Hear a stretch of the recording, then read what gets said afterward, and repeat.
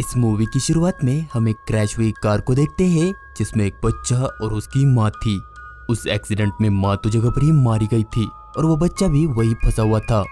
यहाँ से सीन सीधा जॉर्डन नाम की लड़की पे आता है जिसे किसी ने एक तहखाने में बंद कर दिया था। वो हालत समझ ही रही थी कि तभी उसे वहाँ किसी और लड़की की चीख सुनाई देती है, इसलिए वो उस आवाज का पीछा करते हुए आगे बढ़ती है। तब आगे उसे एक और आदमी मिलता है जिसका नाम था ग्रांट। उसे देख जॉर्डन काफी डर चुकी थी क्योंकि उसे लग रहा था कि ग्रांट ने ही उसे यहाँ कैद करके रखा है। तब ग्रांट बताता है कि वो अपने घर टीवी देख रहा था। उसके बाद जब उसकी आँख खुली तो वो यहाँ था। यह सुनकर जॉर्डन ग्रांट के साथ आगे बढ़ती है। तब उन्हें वो लड़की मिलती है जो चीख रही थी। उस लड़की का नाम था एना। उसी बीच वहाँ एक और आदमी आ जाता है जिसका नाम था ल्यूक। उन्हें देखते ही ल्यूक ग्रांट पर हमला कर देता है क्योंकि उसे भी लग रहा था कि ग्रांट ही किडनैपर है।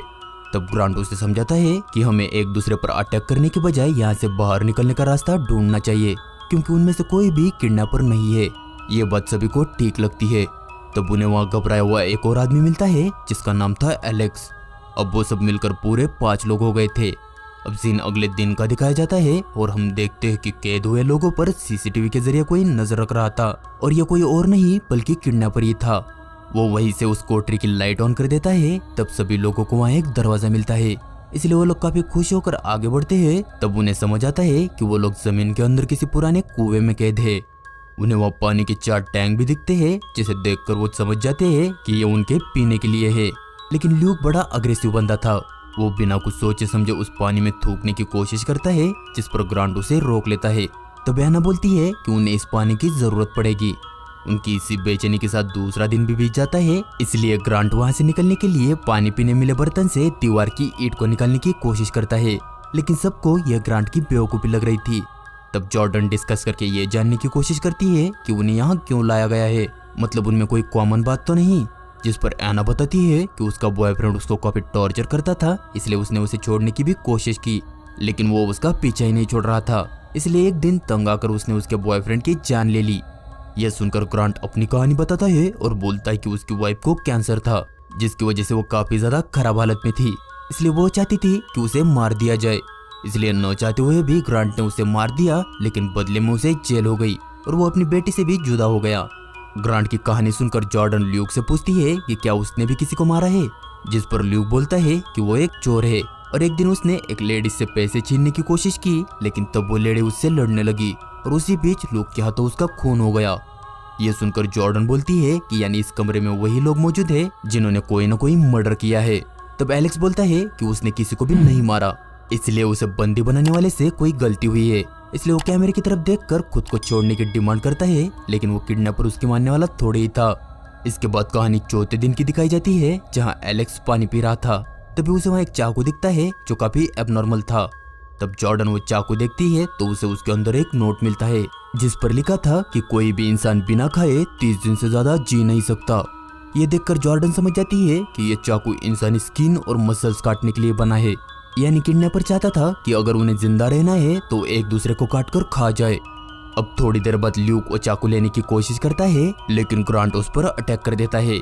यानी अब उनमें से कोई भी सेफ नहीं था। उन्हें खतरा किडनैपर से नहीं बल्कि एक दूसरे से था। तभी उन्हें वहाँ म्यूजिक की आवाज सुनाई देती है जो बाहर से आ रही थी, इसलिए वो सभी चिल्ला चिल्ला कर मदद मांगते हैं, जिसे बाहर मौजूद कपल सुन लेता है। वो कपल उनकी मदद करने ही वाला था, लेकिन उससे पहले ही वो किडनैपर उन पर किसी इंजेक्शन से अटैक कर देता है जिससे वो दोनों वही बेहोश हो जाते हैं। इसके बाद वो उन्हें उन्हीं की कार में बांध देता है और कार को धक्का देकर पास के लेक में डुबो देता है, जिससे वो दोनों वही मारे जाते हैं। अब सीन 5वें दिन का दिखाया जाता है जहाँ जॉर्डन एना को बताती है कि एक इंसान अगर एक हफ्ता भूखा रहे तो उसका शरीर एकदम कमजोर हो जाता है, जिसके बाद उसका ब्लड प्रेशर कम हो जाता है और भूख की वजह से वो कोई भी ऐसी चीज ढूंढने लगता है जिसे खाया जा सके, जिसके बाद शरीर से प्रोटीन की मात्रा कम हो जाती है जिससे बॉडी पार्ट सिकुड़ जाते हैं और तकरीबन 15 दिन खाना न मिलने पर इंसानी बॉडी धीरे धीरे कैनिबल में बदलने लगती है। अब सीन दोबारा उसी क्रैश हुई कार पर आता है जहाँ 2 हफ्ते बाद मदद के लिए पुलिस आ गई थी, लेकिन तब तक वो बच्चा वही फंसा था और उसने भूखमरी की वजह से अपने माँ के बॉडी पार्ट्स को ही खा लिया था। और यही वो किडनैपर था जो गिल्ट में आकर लोगों पर एक्सपेरिमेंट कर रहा था। उसे देखना था कि उसने जो किया वो नेचुरल है या वो ही मॉन्स्टर है। इसके बाद हम सीधा 17वें दिन को देखते हैं जहाँ ग्रांट अब उस ईंट को निकालने में कामयाब हो गया था। ये देखकर सभी लोग काफी खुश हो जाते हैं और बची हुई दीवार को तोड़ने लगते हैं। लेकिन उन्हें कहाँ पता था कि वो बाहर जाने का रास्ता नहीं बल्कि एक छोटा सा रूम है जहाँ कुछ डेड बॉडीज पड़ी थी। उन्हें देखकर वो समझ जाते हैं कि उनके साथ जो भी कुछ हो रहा है वो पहले किसी और के साथ भी हो चुका था। उन बॉडीज की हालत देखकर ग्रांट पूरी तरह से टूट चुका था, इसलिए जॉर्डन उसे समझा रही थी। तब ग्रांट बोलता है कि उसे हार्ट की कोई प्रॉब्लम है जो टैबलेट्स न मिलने की वजह से बढ़ रही है। इसके बाद 20वां दिन आ जाता है जहाँ सभी लोग भूखमरी की वजह से परेशान हो गए थे, जिससे लूक को लगता है कि ग्रांट वैसे भी मरने वाला है, इसलिए वो उसे मारकर उसका मांस खाने का प्लान बनाता है। लेकिन जॉर्डन ऐसा करने से साफ मना कर देती है। इसलिए सबके सोने के बाद ल्यूक जॉर्डन पर अटैक कर देता है। तब ग्रांट उसे रोकने की कोशिश करता है, लेकिन ग्रांट की हालत खराब थी, इसलिए वो ल्यूक के सामने कमजोर पड़ रहा था। लेकिन तभी एलेक्स ल्यूक पर अटैक करके उसे बेहोश कर देता है। तब जॉर्डन ल्यूक का किस्सा खत्म करने ही वाली थी, लेकिन ग्रांट उसे समझाकर ऐसा करने से मना कर देता है।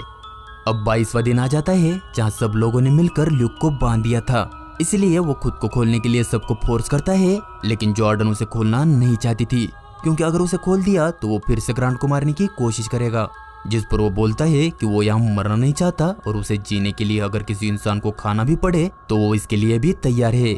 ये सुनकर जॉर्डन उसे समझाती है कि यही तो वो किडनैपर चाहता है कि जीने के लिए हम एक दूसरे को खा जाए।